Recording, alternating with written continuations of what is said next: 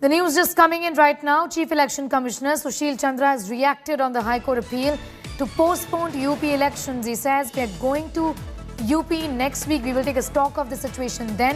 We are fully prepared to deal with COVID. All preparations have been made. Aishwarya Palewal is getting asked more details. She joins us from the national capital.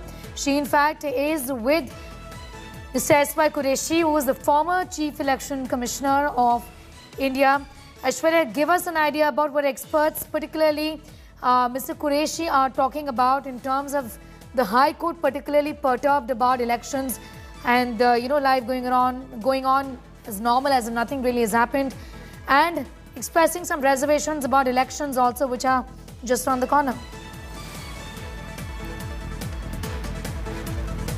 Well, elections definitely are very close now, and from what we are gathering, the Election Commission, let me tell you, has been going to all the poll-bound states. They were in Goa, and now they are saying that they will be in the state of Uttar Pradesh next week. They will speak with all the officers there. One thing which many people have been questioning is, can we see a repeat of what happened in Bengal? We did see how the Bengal elections were held, and then we saw an explosion of cases. I am joined by the former Chief Election Commissioner, S.Y. Qureshi. Sir, do you think there is a very real threat of a third wave if all these elections take place? Well, the third wave threat is there irrespective of the election, because the election is in one state, but the threat is national. So there is no doubt about it. But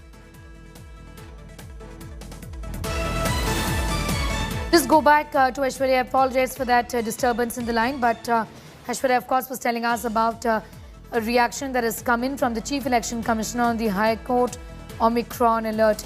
Going back to Aishwarya, yes, Aishwarya, do continue. Conducted election, and pretty well. And the tone was set by South Korea in March 2020 when they held the election with strict guidelines.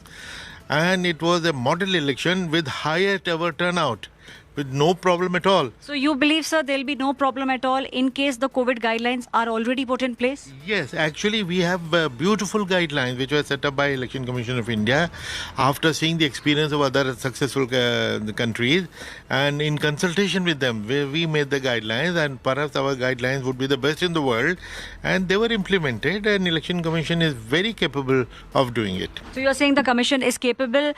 Do you think, sir, it's in the hands of the Election Commission to postpone the election? Can it be done legally?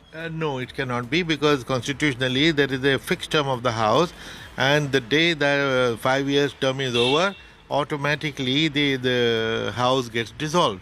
So there is no House, so therefore there cannot be any government. There has to be a precedent rule, even if it is for 2 days or 5 days. We have seen it happening in Bihar, in Tripura, in several places. So, the former CEC very clearly saying it's not in the hands of the Election Commission. However, what can be done is to make sure very forcefully all the guidelines are put in place. Sneha, we will see what the Commission has to say when they go to the state of Uttar Pradesh next week. Back to you. Aishwarya, thanks for getting us up to speed with all of those developments.